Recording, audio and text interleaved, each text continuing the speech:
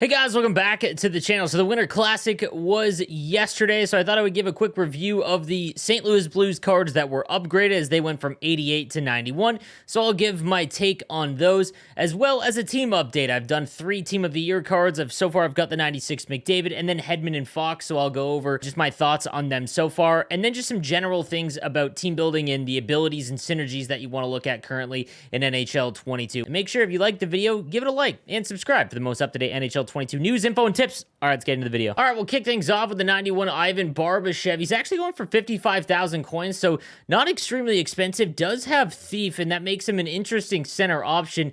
87 on the draws with 95 defensive awareness and 98 stick checking. Can also throw on Light the Lamp as well, which would help out with his passing as well as his shooting just a little bit. Speed's at 90, acceleration's 90, agility's 94. Those are all very good. He's only, it's average though, and he is only 6 foot, so it's not like he's got some incredible size or anything like that. Third Eye is a nice superstar ability. The one thing I will mention is that for the players that maybe have just started, you're looking for center options, there is not a lot of great center options that aren't master set players. So this could be a nice card for you to go after early on. 55,000 coins is definitely worth it for a card like this. 55,000 coins as well, you can get the 91 Tyler BOZAK.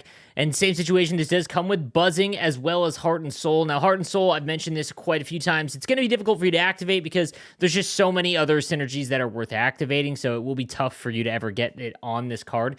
However, he's got great defensive stats as well. 90 faceoffs, 92 defensive awareness, 96 stick checking, and he is 6'1", a little bit bigger, and does come with a quick draw ability as well as tape to tape, both great zone and superstar abilities. Much like BARBASHEV, great centerman option. In all honesty, I'd probably rather have this BOZAK card just because of the quick draw superstar ability and what it does for anyone that doesn't know. If you're in the defensive zone and you do the tie-up draw, you're almost always going to win that. So it gives you a really big advantage in the defensive zone. So a card like this could really help you out if you are looking for a centerman early on in the game. Then we've got the 91 Jake WALMAN, left defenseman, 6'1", going for about 75,000 coins, so a little bit more expensive.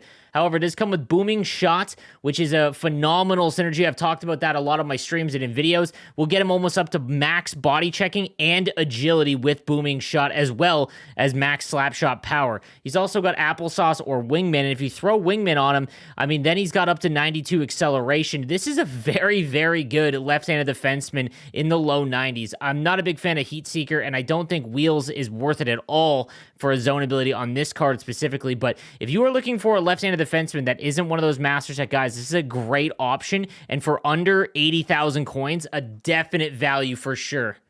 All right, so now, guys, I'll give you a team update and just go through the synergies and abilities that I've got activated. Again, this is the God Squad, so I've got the 93 Mario Lemieux, the 94 Zetterberg, and the 96 McDavid. We'll just go line by line.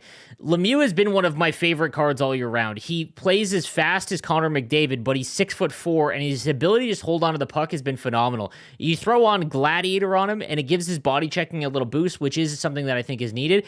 I'm not a huge fan of any of his abilities, though, even his zone ability or superstar ability. I don't think that they're worth activating in comparison to the other ones. He's so good already that I really don't think it's worth doing that. You could play him at center. I have at center, but I think his speed just plays better on the wing. Then we've got the 94 Team Builder Zetterberg. This has been my favorite card over the last like 3 weeks, ever since I made him, and I really did not think I was going to like him all that much.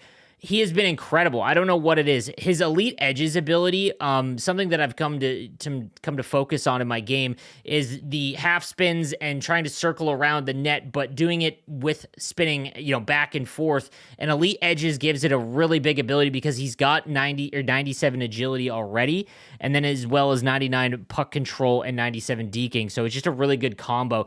He's scored about a goal every other game for me, so I've thrown on Born Leader just because it's only 1 point. I think that is a really good ability for superstar abilities. If it is on your first line, I don't think you should activate it on every card that you can because, well, again, the third and fourth line, you just won't really do it. I have Thief on him because I need to get Thief activated. That's the only reason. In all honesty, I'd probably rather have Booming Shot or really Gladiator either, but I just need Thief activated, so it makes sense. All of his defensive abilities are 99. Then we've got this 96 Connor McDavid. This thing is a force, guys. The reason why it's so insane is that if you have spark and booming shot on him, his body checking is almost maxed at 97. Then you consider the fact he's already got 99 speed and shot everywhere.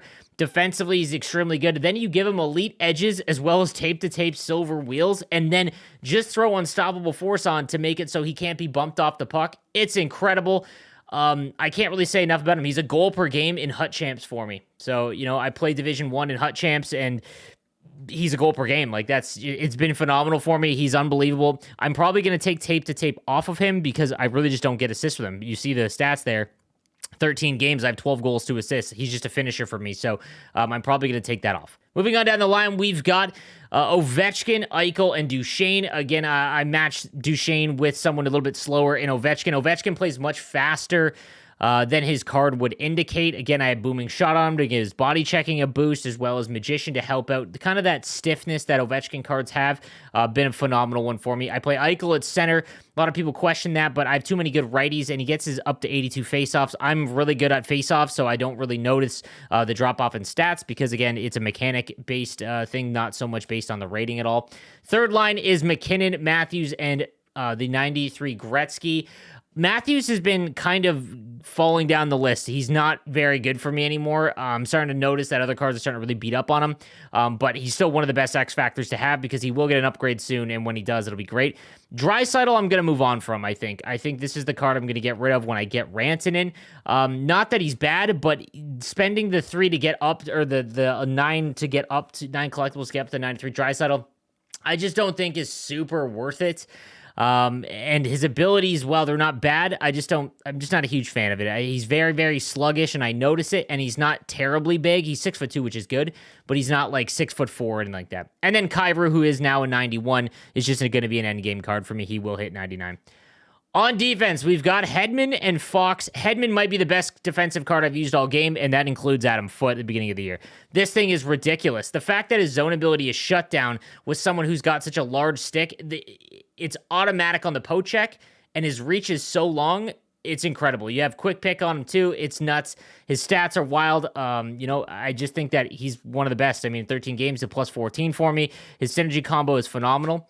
Adam Fox as well, when you throw on Booming Shot and Spark on this card, 95 body checking, just a really swift skater. You throw in reverse on him so that you can keep the play in front of you at 95 speed. It's been great, as well as quick pick. I'm not a really big fan of the other ones on him, though. I just don't think they're necessary.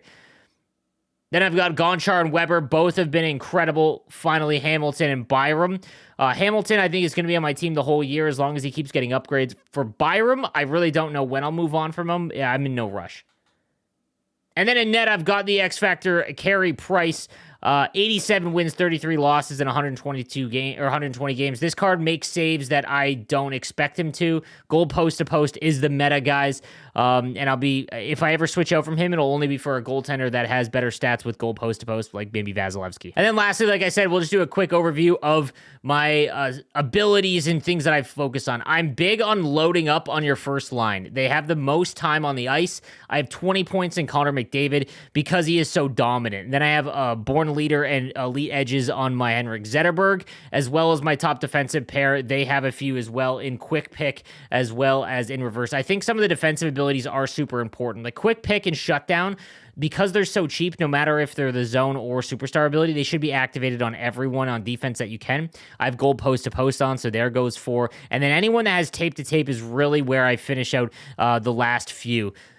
Just my kind of philosophy on it. I have done the whole spread out method where I basically give one to every card, but I've noticed that just powering up your first line because they're on the ice so much has been the best for me. So guys, that is going to do it for me today. Let me know what you think in the comments section down below, and make sure you come check me out on Twitch. I go live every single day at 2 p.m. Eastern time, and I'll see you then. Have a good one.